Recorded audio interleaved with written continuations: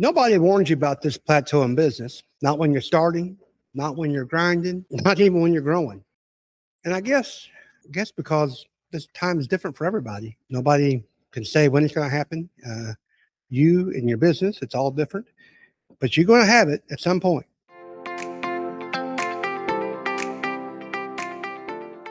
Now, it's not when things are working. And they're not even really improving. It's that plateau. It's just the feeling of stuck. You're just there. Now, I talk a lot about hard work, and I'm not going to beat that drum today because hard work is sometimes necessary. The hard work is definitely necessary when you start out and you become more focused and you focus more, you sell more, you do more. It just comes to a point where you just can't do it all. So that hard work can build momentum and give you a heads up and actually make you feel pretty good sometimes, but it's going to wear out and something's going to change. I kind of relate it to when I'm losing weight. I'm on a diet, you're losing that in pounds, make you feel good. And then all of a sudden, no matter what the hell you do, nothing, it gets stopped. Your body locks up. Ain't going to lose more burn, no more fat. It's what it is what it is. So that's the plateau. And what you got to do is not work harder, not do more of the stuff you're doing. You got to change directions. You got to put that effort somewhere else. You got to reassess things and figure out what it is that's make you plateau. When it comes to dieting, sometimes your body just gets used to it and it's not good. But you know where you want to be. You know what you got to do. You just got to figure it out. Now, it's irritating when you're doing so well and all of a sudden you just stop. You're busy. You're making money. You're always booked. Your belly's full.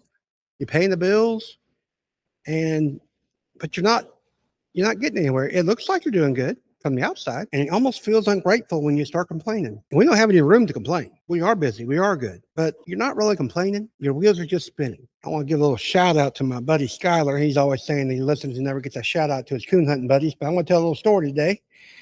And it involves Skyler and kind of portrays where we're at with this plateau. We're in this nice Can-Am four-door.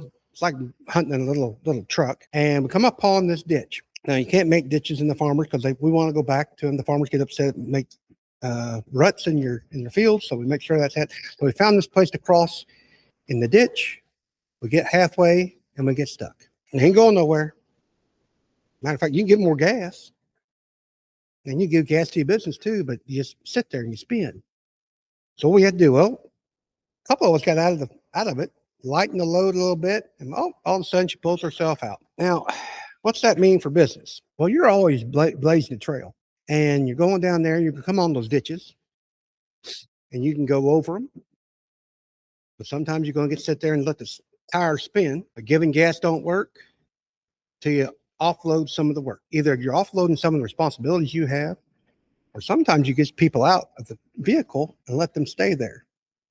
Why are you going to leave them stay there? Because people behind you in business is a little different than hunting. People come up behind you, and you can help them get across or help those guys. And that ditch is going to be a problem. And you're going to make sure that somebody's there to make sure it isn't a problem for your future workers or whatever it is.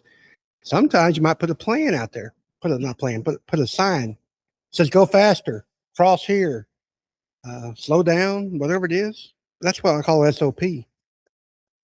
Standard operating procedure. Whatever that is, you want to make plans for that, crossing that ditch in your business. Now, most plateaus are changed only by you and your role. You got to decide who's going to get out of the vehicle. You're going to decide what needs to be unloaded, what needs to be loaded, what goes on with you and what doesn't, what path you're going to take, where you're going to cross. Sometimes what sign you're going to put out and who you're going to hire to help at that point in the trail. What actually breaks that plateau? I mentioned earlier, I got to change things. Maybe I change how I eat, when I eat, what time I eat, when I don't eat. But breaking a plateau means you're making decisions. That's how you break it in business. You're making decisions. You're changing your leadership style. How you're going to move forward. What are you going to do? Now, I've hired an office manager. I've hired a production manager. And I talk about a lot of things. And just because you hire those people don't mean that you're letting go. It just means that you're letting go, but you stay in the know. You get those reports. You get stuff. We've actually implemented softwares. I can see pictures of jobs. Do I need to go? No, I got pictures right here. I've got a production schedule online. Anywhere I've got a little phone, I can look at my production schedule. I know what's going on. I know my production manager is done.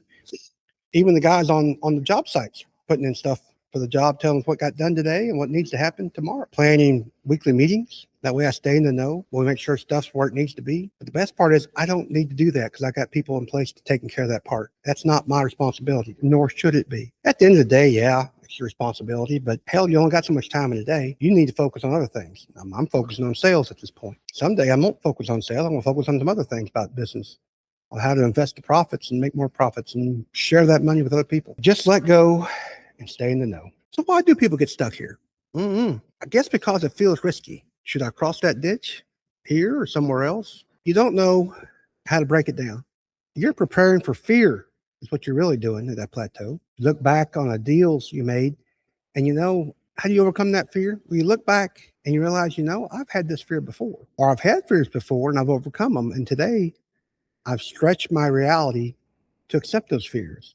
Either you accept the fear, you make plans for the fear, or there's not even the fear anymore because it wasn't really fear to begin with because of the unknown.